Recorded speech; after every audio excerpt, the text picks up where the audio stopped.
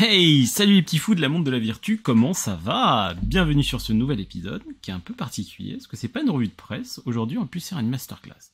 Alors masterclass ça va être quoi? C'est présenter un produit, donc là aujourd'hui je vais présenter HCX, et je vais essayer d'entrer un peu dans les deep dives de HCX, vous donner un peu des bonnes pistes, surtout comment l'utiliser, les pièges à éviter, et vous expliquer un peu comment ça marche, et surtout dans quel cas d'usage l'utiliser. Alors, avant de commencer, de quoi on va parler dans cette vidéo? Bon, déjà, on va faire un overview de HCX.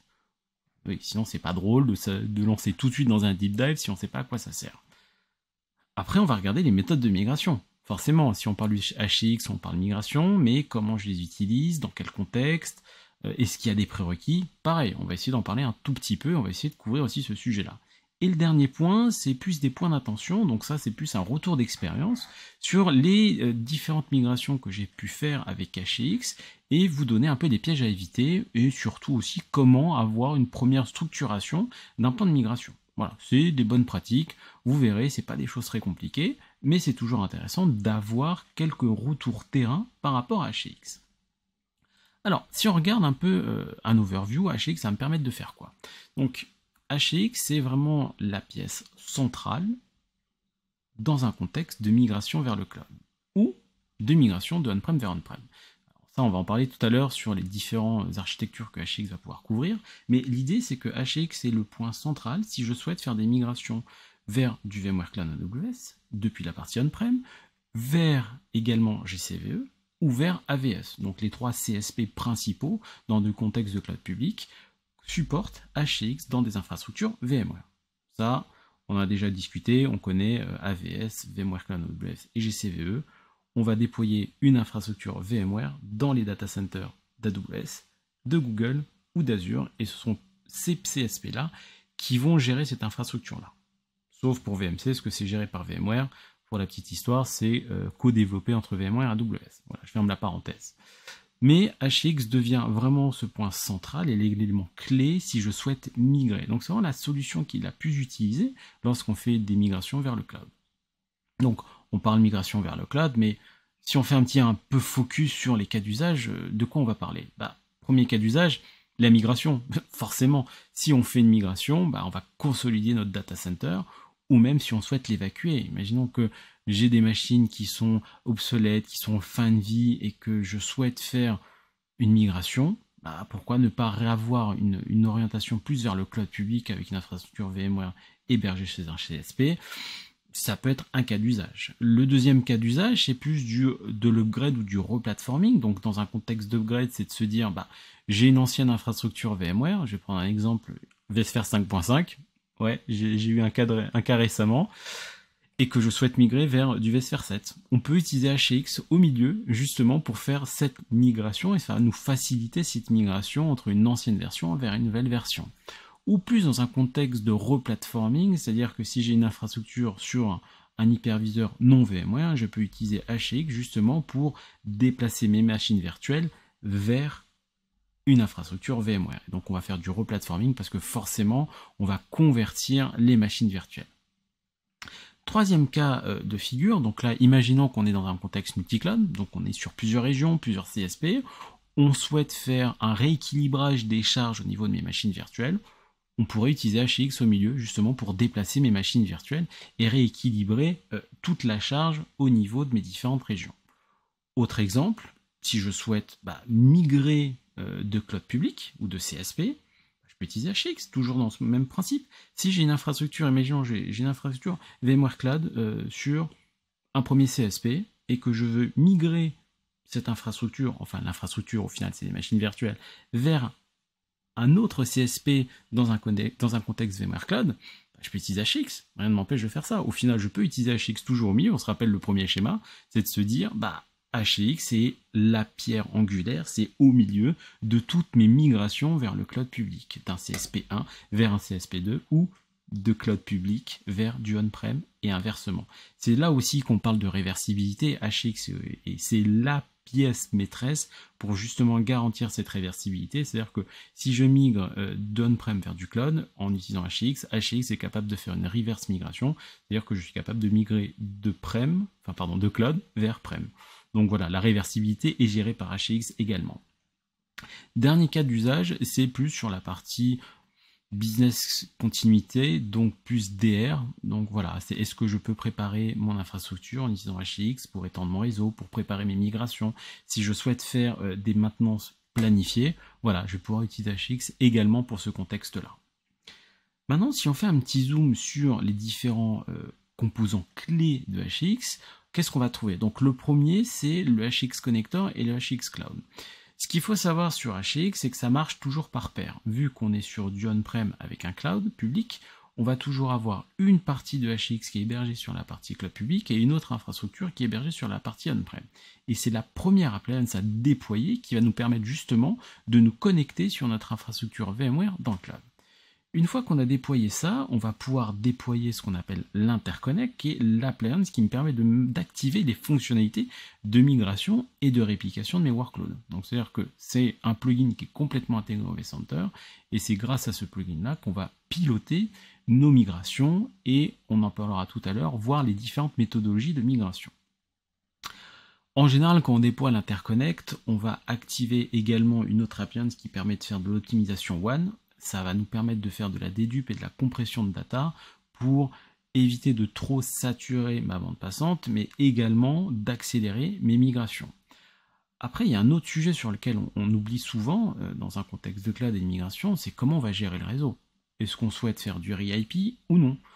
En général, quand j'en parle avec mes clients, ils sont plutôt dans l'optique, on migre des machines, mais on ne souhaite pas faire de RIP, parce que trop compliqué à gérer niveau applicatif. Ça, je pense que c'est une vraie réalité lorsqu'on ne maîtrise pas assez son parc applicatif ou que c'est des vieilles applications qui sont ultra sensibles à du changement d'IP.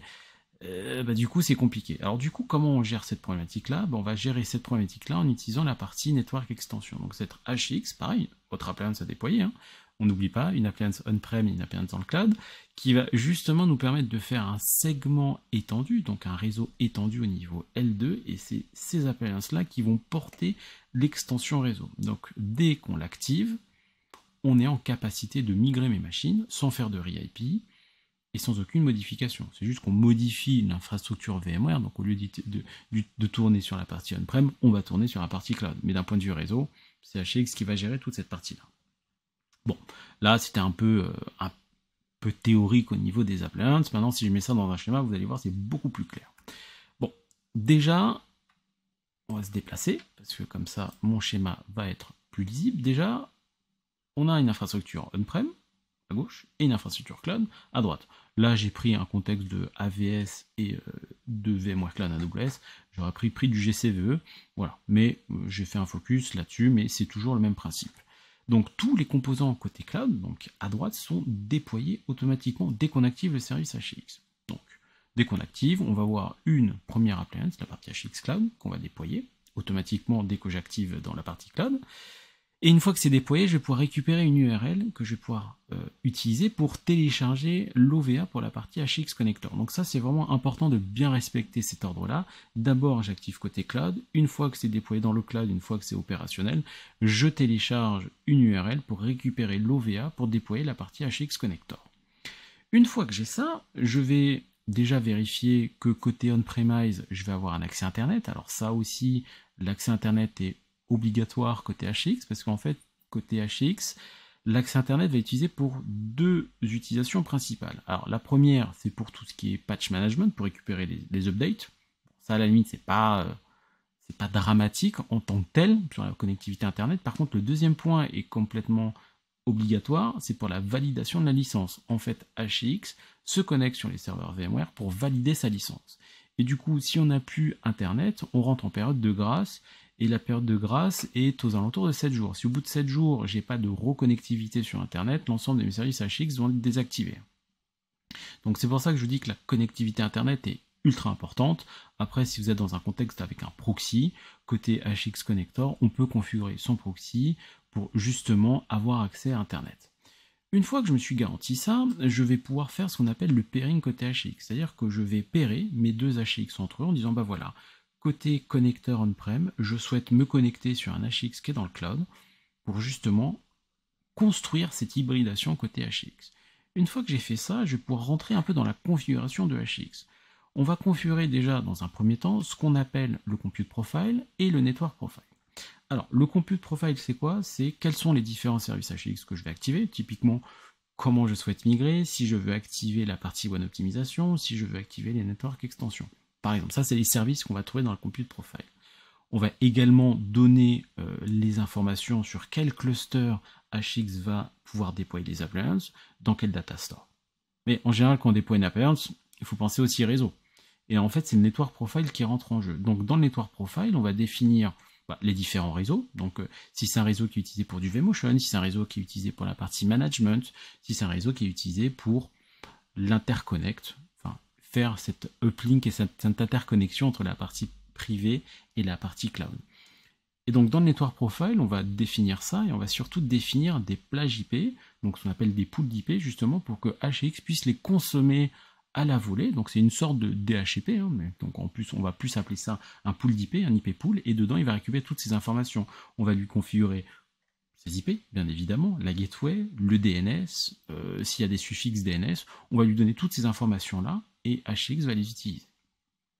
Une fois que j'ai configuré ça, alors côté cloud, il y a déjà du compute profile qui est déjà configuré par défaut et network profile. C'est toujours intéressant d'aller voir comment ils sont configurés pour voir s'il n'y a pas un problème d'un point de vue IP. Mais en général, on fait juste une vérification. Alors on va plus se focaliser vraiment sur la partie on-prem.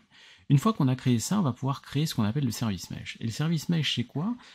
C'est l'ensemble du compute profile et du network profile. Et on va lui dire, ok, HX, déploie-moi l'ensemble des appliances que je vous ai présentées tout à l'heure, aussi bien sur la partie on-prem que sur la partie cloud public. Et en général, dès qu'on active le service mesh, on voit dans les logs de connexion, enfin dans les tâches que HX va nous présenter, qu'il va faire des déploiements en local et il va faire des déploiements en remote. Les appliances sont toujours déployées par paire, donc ça c'est ultra important de bien l'avoir en tête, c'est que dès que je déploie une appliance côté on-prem, je vais avoir son équivalente qui va être déployée automatiquement côté cloud. Pareil, lorsque je fais un upgrade d'appliance, parce que pareil, HX, c'est du soft, donc il faut le patcher. Dès que je vais faire une mise à jour côté HX, les appliances vont être mises à jour également. Un redéploiement est redéclenché, du coup, redéploiement par paire, donc une on-prem et une sur le cloud. Donc c'est vrai, j'en parle pas dans cette vidéo, mais c'est plus dans le concept de l'upgrade côté HX. En général, on commence par la partie cloud et la partie connector, donc on les met à jour. Les deux sont à jour, et une fois que les deux sont à jour, on peut rentrer dans les appliances, et ça se voit bien graphiquement dans l'interface HX. Si je fais un petit focus maintenant sur l'activation du service dans un contexte AVS, à quoi ça ressemble?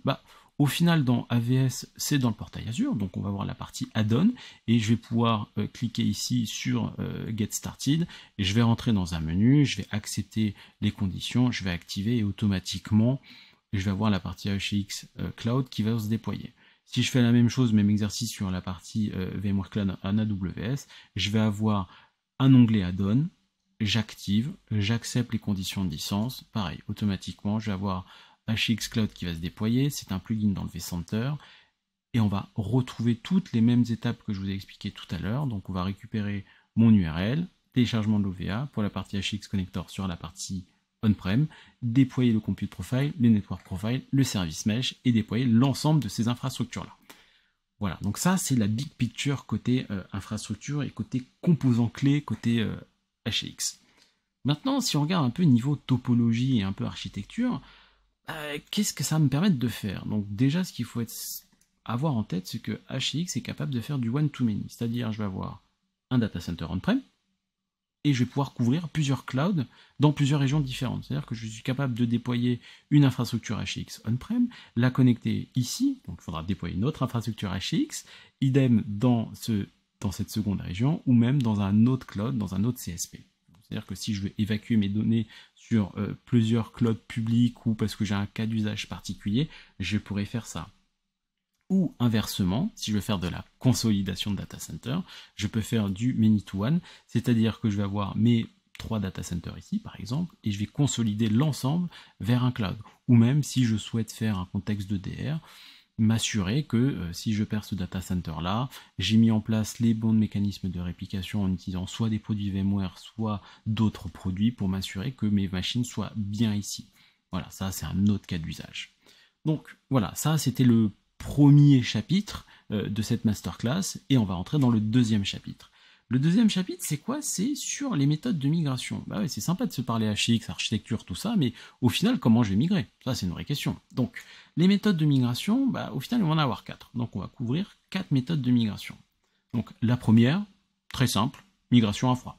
Bon, voilà, la machine est éteinte, on fait une VM à la fois, on utilise HX, attention, côté hardware version, doit être en version 9 minimum.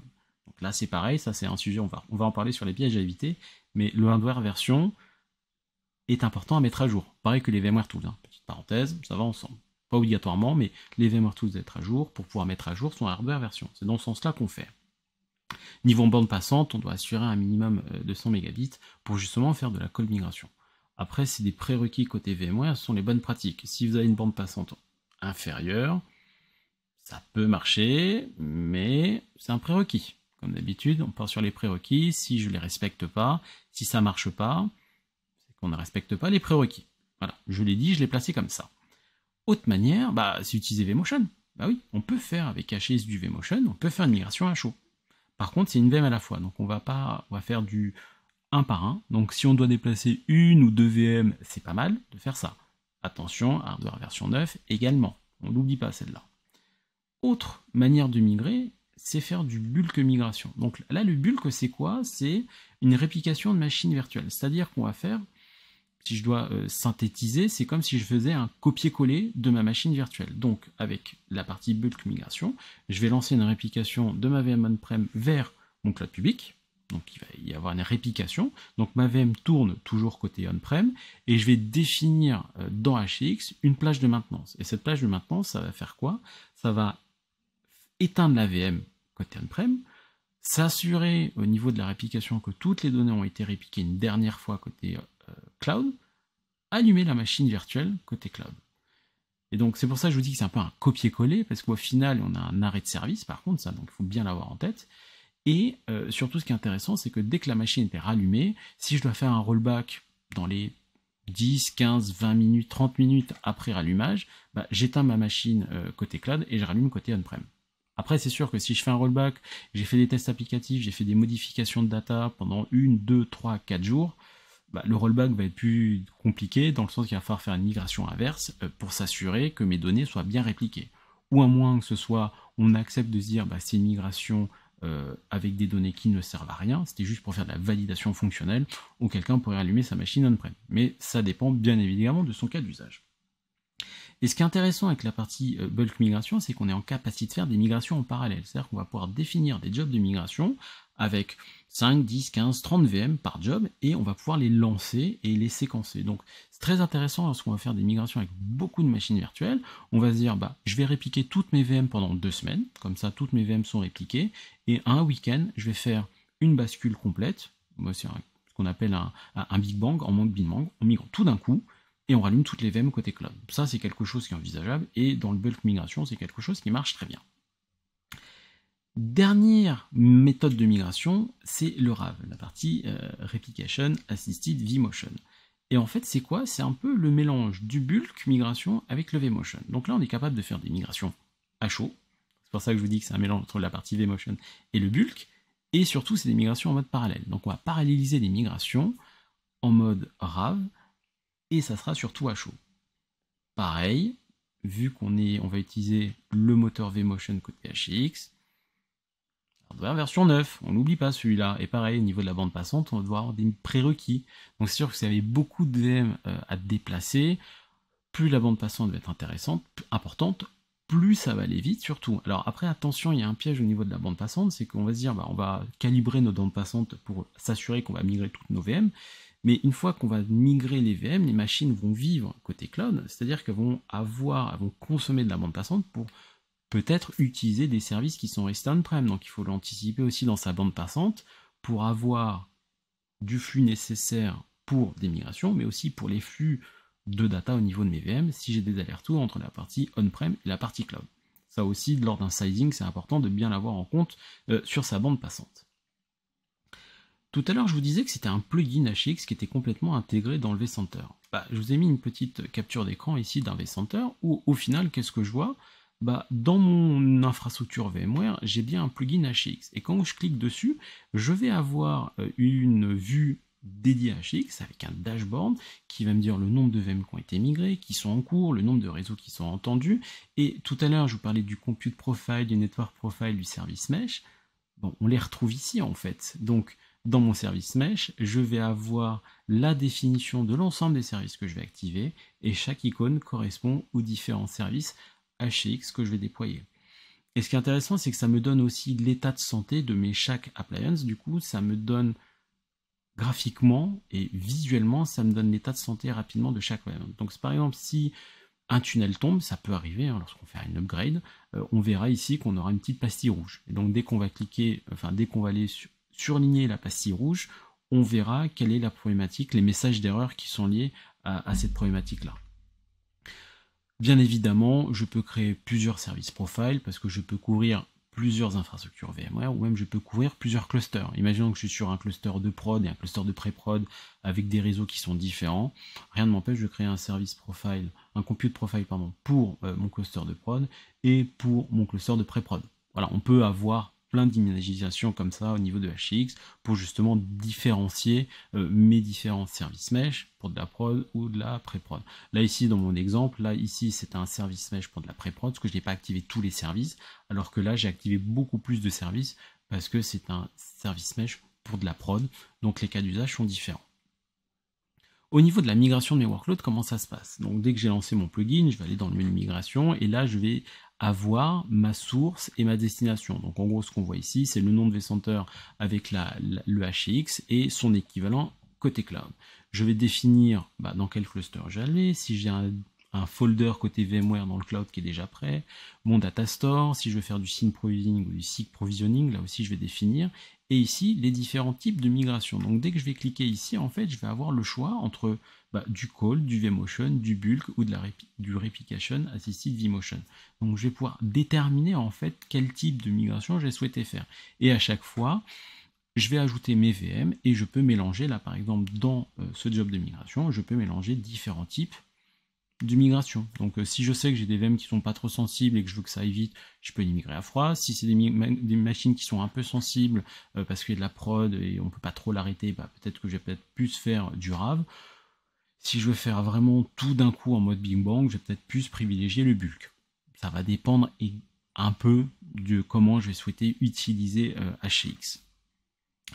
Une fois que j'ai lancé mes jobs, je vais avoir un onglet de migration et je vais pouvoir suivre en fait l'état de ma migration. Donc à chaque fois j'ouvre mon petit chevron, en fait je vais avoir le détail, l'horaire à quel ça a commencé, dans quel état ma machine est, si la réplication est terminée, à quelle heure j'ai fait du failover dans un contexte de bulk, si c'est du RAV, je vais avoir d'autres tâches au niveau des logs, etc. Et je vais avoir toutes les informations ici, là sur c'est job par job. Ici par exemple c'est un premier job, j'avais 3 VM à bouger, 315 Go de stockage, 22 Go de RAM et 10 vCPU, voilà, par exemple. Donc là, après, voilà, ça, c'est un lot de migration un peu plus important d'un point de vue volumétrie. Il n'y avait que 9 VM et il y avait 1 Tera3 à bouger, 88 Go de RAM et 32 vCPU. Bref, voilà. Et à chaque fois, on a le détail de ce qu'on va faire dans mes jobs et on rentre VM par VM et on peut forcer si on souhaite faire la bascule ou si on souhaite faire une annulation de la migration, parce que ça peut arriver qu'on souhaite annuler la migration.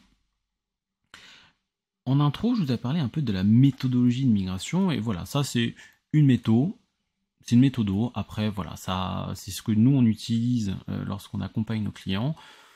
Ça paraît du bon sens quand je vais vous l'expliquer, mais ça permet d'avoir un cadre. Donc déjà, le premier, c'est lister ses VM. Ça paraît con quand je le dis, mais voilà, lister les VM, vérifier quelles sont les hardware versions, vérifier les dépendances applicatives. Alors ça, c'est super important, les dépendances applicatives. Imaginons qu'on est sur une infrastructure avec des applications en 3 tiers, donc une machine web, une machine pour l'applicatif et une machine pour la base de données. En général, on va essayer de les migrer ensemble. On va pas s'amuser à migrer la base de données, attendre une semaine, bouger l'applicatif et attendre une autre semaine pour bouger la partie web. On va avoir des problèmes de performance, c'est quasiment sûr. Donc on essaye justement de construire ces lots de migration en respectant les dépendances applicatives. Une fois qu'on a fait ça, on va pouvoir sélectionner la manière de migrer. Vu qu'on a le listing des VM et qu'on sait dans la big picture quelles sont les applications, Et les dépendances applicatives, on va pouvoir sélectionner les manières qu'on va migrer. Si on fait du bulk, si on fait du RAV, si on les fait par vMotion ou si on le fait à froid. 4 que je vous expliquais tout à l'heure. Une fois qu'on a sélectionné ça, et bien évidemment on fait attention à son hardware version, hein. Donc dans le listing des VM, c'est pour ça qu'on fait ça, on essaye de sortir un peu les caractéristiques de la VM, on va pouvoir faire la planification et la communication. Donc quand je migrais, s'il y a une coupure de service, et communiquer au métier ou aux différentes équipes de production en disant voilà, attention, on va migrer tel jour, pensez à mettre à jour vos outils de backup, toute la partie CMDB, le monitoring, voilà, tout ça, ça fait partie du plan de migration et de la méthodologie de migration. Et dernier point, Go Migration, on migre les VM, et bien évidemment, une fois qu'on les a migrés, on essaye de faire une petite recette fonctionnelle, si possible, de vérifier si on a des améliorations de performance. Alors là aussi, hein, attention, qu'on parle d'amélioration de performance, moi j'ai plusieurs clients qui m'ont posé la question, je veux dire, oui, je veux bien faire du benchmarking, par contre, si je fais du benchmarking côté cloud, c'est-à-dire qu'il faut que je le compare à quelque chose. Donc ça veut dire que si on-prem, il n'y a jamais eu de benchmarking pour vérifier les temps de réponse au niveau d'une application, ça va être compliqué de vérifier s'il y a une amélioration ou une dégradation des performances. Ça paraît logique, mais voilà, c'est quelque chose à avoir en tête aussi. Quand on nous pose cette question de benchmarking au niveau applicatif, de faire des tests de performance, il faut le comparer par rapport à quelque chose. Il faut toujours quelque chose pour comparer, parce qu'on va lancer des tests, on va dire, voilà, ça m'a pris 1 milliseconde. Et je compare avec quoi? Voilà, donc c'est ça aussi qui est important lorsqu'on prévoit des migrations, c'est avoir aussi ces points de métrique, c'est un peu ces KPI, sur comment je migre, et surtout comment je valide que ma migration s'est bien passée. Parce que déplacer une VM en tant que telle avec HX, c'est très simple. Hein. Enfin, voilà, une fois qu'on a monté les différentes appliances, qu'on a fait notre lotissement, etc., c'est HX qui fait le plus dur. Hein. Après, nous, on va vérifier que la machine est bien up, que niveau réseau on est bon, qu'il n'y a pas de latence, etc. Mais le travail au niveau des applications, là, il faut le faire avec l'aide du client, parce que c'est lui qui maîtrise ses applications. C'est pas le partenaire qui va accompagner le client pour faire sa migration. Voilà, ça c'était tout ce qui était méthodo autour de migration, et ça va clore un peu le chapitre 2 de cette masterclass. Maintenant on va entrer dans le chapitre 3, qui sont les points d'attention. Alors les points d'attention, vous allez voir, il y en a un qui est assez intéressant, c'est la latence. Quid de la latence? Donc, imaginons qu'on a notre infrastructure on-prem, on a activé la partie HCX, et on souhaite faire du network extension. Donc on a déployé la partie network extension, cette appliance qui me permet justement de faire mon tunnel L2. Et on ne fait pas de RIP, parce que c'est le cas d'usage du network extension, et surtout quand on ne fait pas de RIP, ça veut dire que la gateway reste on-premise. Ok, donc ça, j'ai posé un peu le cadre. Maintenant, imaginons que mon infrastructure est ici, dans le sud de la France, et que j'utilise un cloud public qui est vers Amsterdam. Il y a à peu près 1000 ou 2000 km. Ok, HX va le gérer, hein. C'est assez magique d'ailleurs de se dire j'ai déplacé une VM de la France pour aller aux Pays-Bas. Moi je trouve ça magique, la première fois que j'ai fait ça, j'ai trouvé ça magique, j'étais comme un gamin, j'ai déplacé une VM en changeant sans prendre l'avion, la VM elle a déménagé, enfin j'ai trouvé ça relativement magique en disant HX. Par contre il y a un sujet qui s'intègre lorsqu'on fait ça, c'est qu'on a un problème de latence. Et du coup, comment on va limiter l'impact sur la latence? Parce que c'est bien sympa de migrer une VM de la France vers Amsterdam, mais on va intégrer dedans ce qu'on appelle une latence géographique. Malheureusement, la latence géographique, elle est incompressible, parce que vu que ça dépend de la géographie, ça dépend de la distance entre les data centers, ça va être compliqué. Donc là, pour vous donner quelques idées, entre la France et Amsterdam, on est aux alentours de 15-20 millisecondes au niveau de la latence. Donc si les applications les supportent, il n'y a pas de débat. Par contre, si ça ne les supporte pas, va falloir trouver une manière de traiter cette problématique-là. Et du coup, on va se mettre dans un cas d'usage et on va se mettre dans un exemple. Donc imaginons, j'ai ma machine bleue qui est ici, je l'ai migrée avec HX, toujours le même délire. J'ai une VM verte que j'ai migrée avec HX, toujours pareil, et j'ai fait une extension de réseau, donc Network 1 et Network 2, via HX. Là, tout va bien, vous allez me dire. J'ai fait mon taf côté HCX, j'ai migré tout ça. Maintenant, imaginons que cette VM-là doive communiquer avec celle-là. Bah oui, ça peut arriver qu'une VM souhaite communiquer avec une autre VM sur un autre réseau. Si on a coupé sur peut-être c'est une VM de prod, peut-être que c'est ma VM applicative avec sa base de données qui est là. Pourquoi pas? Ça pourrait être un cas d'usage. Donc du coup, qu'est-ce qui va se passer? Du coup, la VM va parler avec son réseau, va envoyer un paquet côté on-prem, parce que sa gateway est restée on-prem. La partie on-prem va lui dire, ah bah oui, pas de souci, tu vas roser sur le deuxième réseau, la gateway. On va avoir le flux retour pour aller sur la VM. Voilà, donc je vous laisse imaginer, je mets de la distance entre les deux. Si je mets 20 millisecondes pour aller d'un pays vers un autre, pour faire l'aller-retour, j'en mets 40. Bon. Si je pousse un peu le raisonnement, imaginons que j'ai déployé ici un service natif. La VM va faire le même chemin, 1, 2, 3, pour revenir après dans le network extension et pour avoir accès au service natif. Ce qui est un peu dommage quand même d'avoir un service natif et de faire tout l'aller-retour vers la partie on-prem pour avoir accès à ce service natif-là, c'est un peu dommage, on est d'accord. Et du coup, en fait, qu'est-ce qui se passe quand on souhaite optimiser ces réseaux avec HX? Donc il y a une fonctionnalité qui est merveilleuse chez HX, ça s'appelle MON, donc Mobility Optimization Network. Et en fait, ça va faire quoi? C'est que dès que cette VM-là, et je vais activer MON, et donc dès qu'on va avoir des réseaux étendus avec MON activé, ça va justement m'éviter d'aller refaire l'aller-retour côté on-prem. Donc là, qu'est-ce qui se passe lorsqu'on active MON? La gateway ici, qui est portée par NSX, va être active.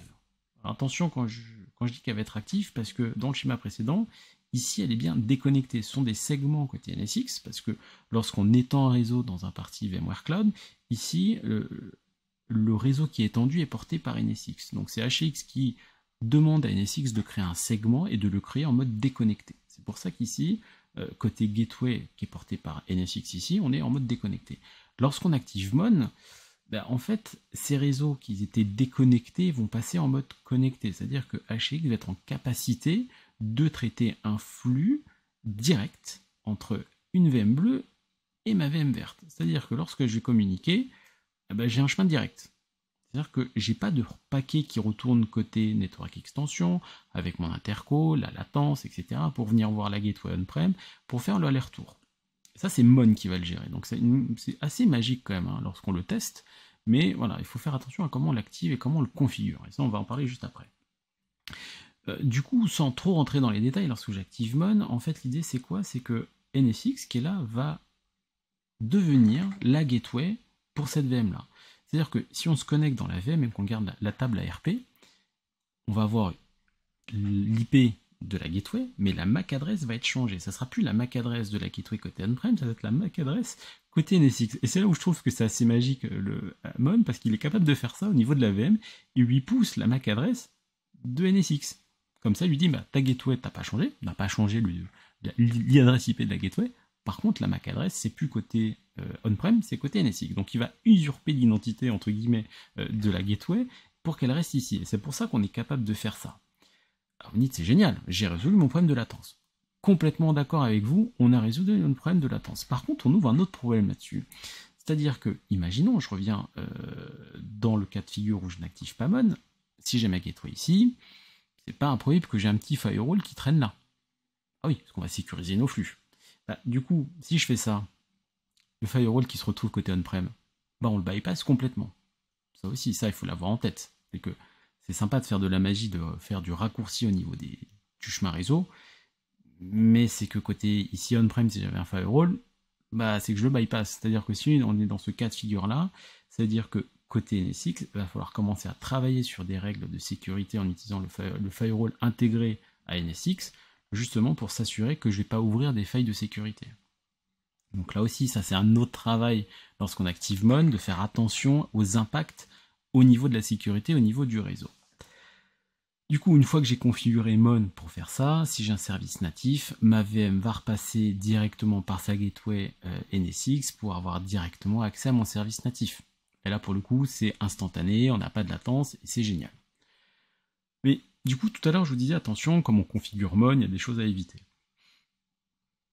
Lorsqu'on active MON, on va rentrer dans ce qu'on appelle la policy routes, et en fait, on doit configurer des policy routes. Par défaut, il y a toutes les IP privées de la RFC, je ne sais plus combien, mais la RFC de toutes les IP privées. Donc les 10.0, 172 et 192. quelque chose. Donc on les a toutes par là.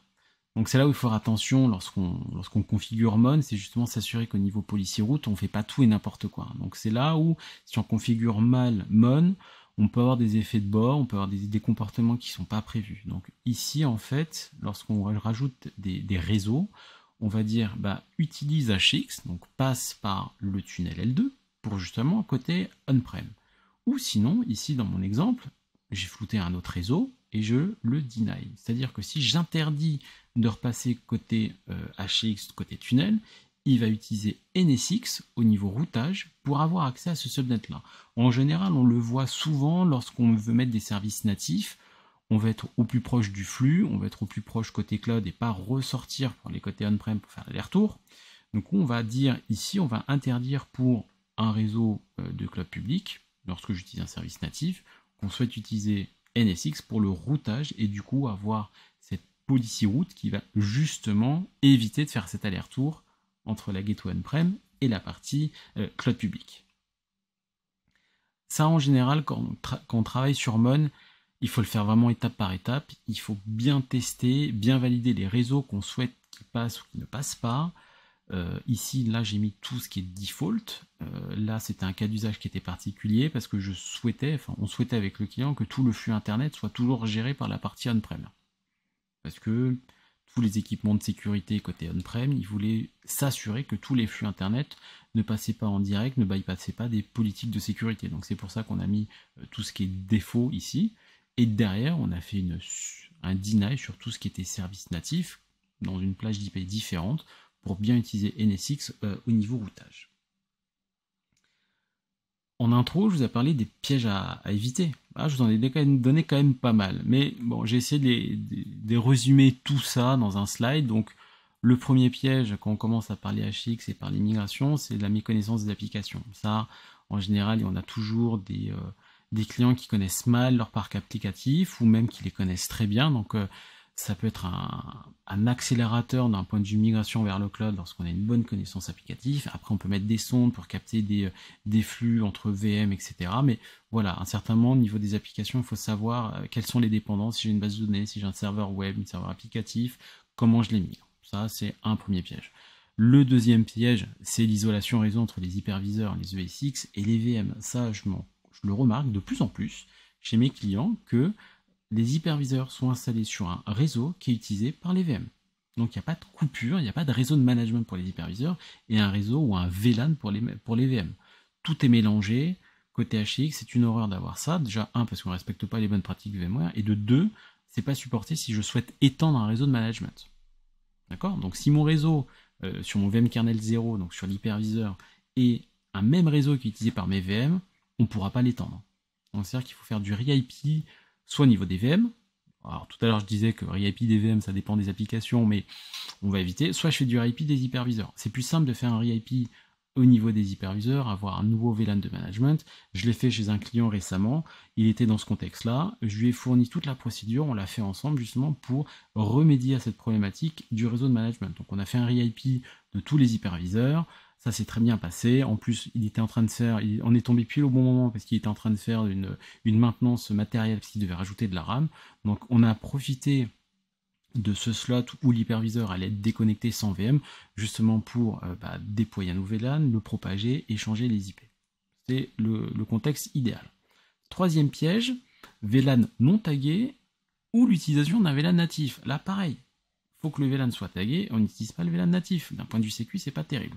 Donc on tag les VLAN, et pourquoi on doit les taguer? Surtout dans un contexte d'extension L2. Si je souhaite étendre un réseau, si mon VLAN n'est pas tagué, côté HX, ça va pas bien se passer.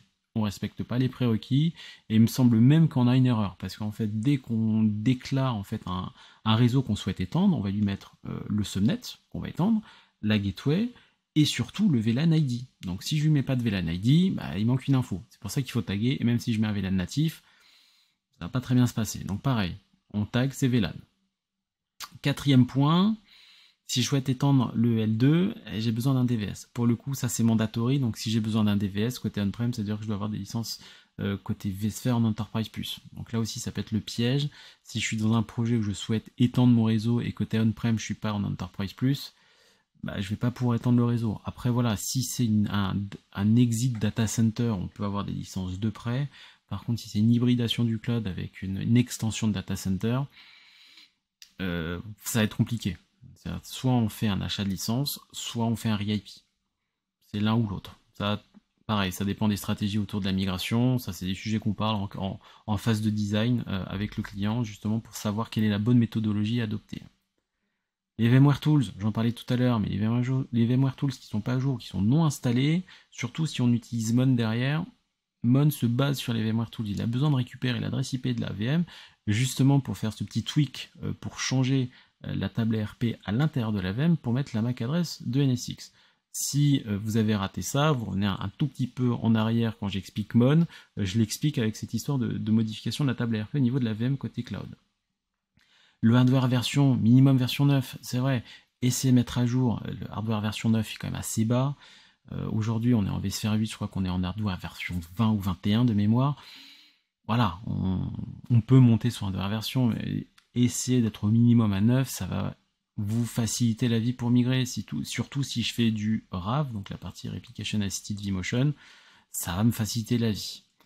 Tout ce qui est configuration particulière sur les VM, pareil, ça c'est le piège à éviter. Après piège, enfin c'est plutôt une préco, plutôt un point d'attention, c'est si j'utilise des VM avec du RDM, va falloir le gérer avec HX, pareil. Ou si je suis dans un contexte très particulier et que j'utilise du shared iSCSI-bus, pareil, là le shared iSCSI-bus en général on le fait quand on est dans un cluster de VM au niveau applicatif. Donc voilà, ça c'est pareil, donc il va falloir le désactiver, voilà, donc pareil, il faut faire attention à ces configurations très particulières, c'est pour ça que le listing de VM dans ma méthodologie est importante, c'est justement pour récupérer toutes ces informations-là. Dernier point, c'est si on utilise Mon, la mauvaise configuration de Mon, ça c'est assez fatal, alors ça va pas faire une coupure de prod, c'est pas ça, mais ça peut introduire des problèmes de performance qu'on souhaitait gommer. Donc ça peut faire l'effet inverse de la partie Mon. Donc c'est pareil, ça se fait au fur et à mesure de faire des tests et qu'on active Mon.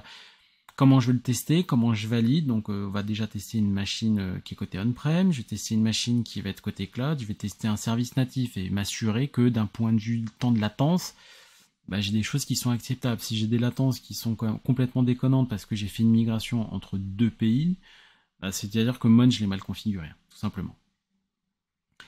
Pour conclure, en définitive, HX, ça me permet de faire quoi? Ça me permet de migrer des VM depuis une interface complètement intégrée au vCenter. C'est un plugin qui se déploie, donc du coup, c'est assez sympa d'utiliser HX là-dessus. Lors du design d'HX, j'en parlais un peu tout à l'heure, il faut bien prendre en compte toutes ces notions autour de la bande passante, les délais de migration et la localisation dans l'infrastructure. C'est sûr que si je migre d'un data center qui se situe en France vers un autre CSP qui se situe en France, l'impact de la latence, on va pas forcément l'avoir. Par contre, si je suis sur un data center français et que je migre à Amsterdam ou à Dublin ou même en Asie, la latence, elle n'est pas la même. Attention, on ajoute une latence géographique et la latence géographique pour la gommer, c'est utiliser Mon. Mais si j'utilise Mon, j'ai d'autres problématiques qui rentrent, dont tout ce que je disais tout à l'heure sur la partie paramètres de sécurité. Ça va bien l'avoir en tête. Autre bonne pratique, conclusion, c'est le network profile. J'en ai parlé très vite tout à l'heure et c'est vrai que je disais tout à l'heure c'était un pool d'IP. Donc on mettait des pools d'IP pour que HX consomme ces IP pour déployer des appliances. Lorsqu'on fait des upgrades, HX redéploie des nouvelles appliances. Du coup, s'il redéploie des nouvelles appliances, il a besoin d'IP. Donc c'est-à-dire qu'il faut tailler son pool d'IP pour avoir suffisamment d'IP pour prendre en compte des futurs upgrades côté HX. Donc imaginons qu'on déploie 3 appliances pour faire un network extension, la partie IX pour la partie moteur de réplication. Allez, soyons fous, j'en mettrai 2 même network extension, donc ça me fait 3 IP de management qui sont consommés. Lorsque je vais les mettre à jour, il va avoir besoin d'avoir des IP supplémentaires justement pour déployer une nouvelle VM, la configurer. Donc c'est-à-dire que si on sait qu'on va déployer à minimum 3, on fait x2 sur le nombre d'IP. Comme ça, on sait qu'à un instant T, j'aurai toutes mes pools d'IP consommées en phase d'upgrade et j'aurai moins de problèmes. Ça aussi, c'est en phase de design, on en parle, d'essayer d'avoir des IP supplémentaires. Mise à jour des VMware Tools et des hardware versions, ça, il ne faut pas l'oublier, je vous disais, hardware version 9 minimum. Plus on va monter, moins on aura de problèmes avec HX et plus on va pouvoir bénéficier de tout ce qui est RAV. Et surtout, c'est cette partie-là qui est intéressante. L'accès Internet, j'en parlais tout à l'heure, mais il est obligatoire pour HX. on n'a pas accès à Internet, HX va rentrer en période de grâce, les services vont se désactiver, et c'est pas drôle quand on est en phase de déploiement, ça va, ça se désactive, on remet Internet, on troubleshoot, ça va, il n'y a pas trop de stress. Mais quand on a de la prod qui tourne, que les network extensions sont up, que j'ai plein de VM qui commencent à faire des choses entre on-prem et cloud, et que j'ai Internet et que je rentre en période de grâce et que ça se dépasse, voilà, il faut être costaud d'un point de vue stress pour justement s'assurer que ma période de grâce, je suis capable de l'enlever et rentrer justement dans un mode normal. Et dernier point, peut paraître idiot, hein, ce que je vais dire, mais ou peut-être très pertinent ou très logique, et c'est pas oublier de planifier sa sauvegarde de la configuration HAX.